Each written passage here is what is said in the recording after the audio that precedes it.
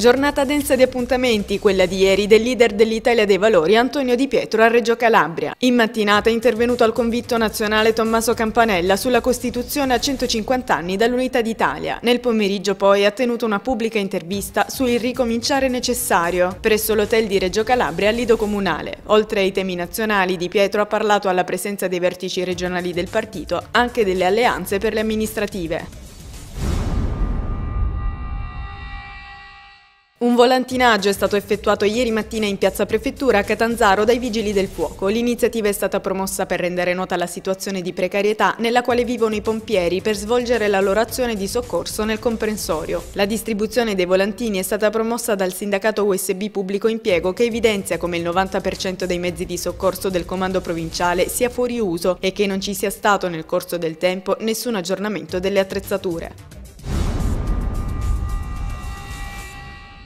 Un protocollo d'intesa che favorisca, con scambi formativi di docenti e studiosi italiani e libici, l'istituzione di un dipartimento di italianistica in Libia è stato firmato tra l'Università per Stranieri Dante Alighieri di Reggio Calabria e l'Università di Misurata in Libia. Presenti all'evento il rettore Salvatore Berlinguò, il professor Vincenzo Crupi e due rappresentanti del mondo libico, il professor Mohamed Edweb, rettore dell'Università di Misurata, e Ibrahim Magdoud, direttore dell'Accademia Libica in Italia. È stata consegnata a Pasquale Libero Piraino la borsa di studio e di ricerca intitolata alla memoria di Giacinto Callipo, nell'ambito del protocollo siglato tra l'Università di Catanzaro e la Callipo Sport Srl. Il progetto di ricerca premiato, che ha coinvolto gli atleti della squadra volley Tonno Callipo, ha avuto come scopo quello di individuare un nuovo indice di performance dell'atleta, in sintesi quello di dare agli allenatori e ai preparatori atletici un'informazione sul livello di preparazione fisica dei propri atleti, attraverso la valutazione delle variazioni del diametro dell'arteria brachiale.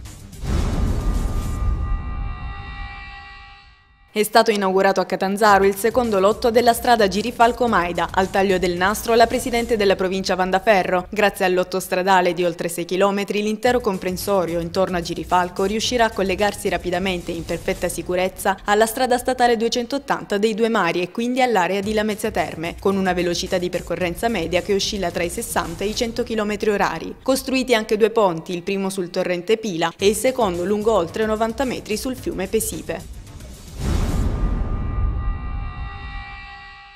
È stato ricordato nella sala consiliare del Consiglio Comunale di Crotone Pasquale Poerio, parlamentare del PCI e figura essenziale delle lotte contadine per la conquista delle terre possedute dai latifondisti. L'iniziativa è stata promossa dall'Università Popolare Mediterranea. Tra i relatori il presidente dell'UPMED Maurizio Mesoraca, Ciccio Caruso, storico dirigente comunista, Vittorio Emanuele Esposito, mentre le conclusioni sono state tratte da Enzo Ciconte, docente dell'Università Roma 3.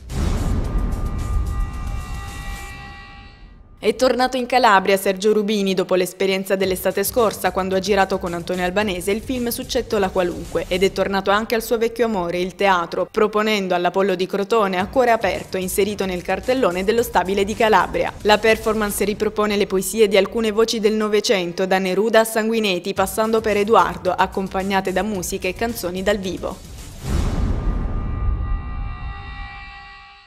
Si è svolto ieri pomeriggio nel ridotto del Rendano a Cosenza il Gran Galà del CONI. L'appuntamento con le stelle dello sport locale è ormai un punto fermo nella programmazione del Comitato Provinciale guidato da Pino Abate. Anche quest'anno, nel corso della manifestazione, che rappresenta un momento importante per chi opera nel mondo sportivo, sono stati premiati atleti e squadre che hanno ottenuto significativi risultati agonistici a livello regionale, nazionale ed internazionale, appartenenti alle diverse federazioni che operano sul territorio provinciale.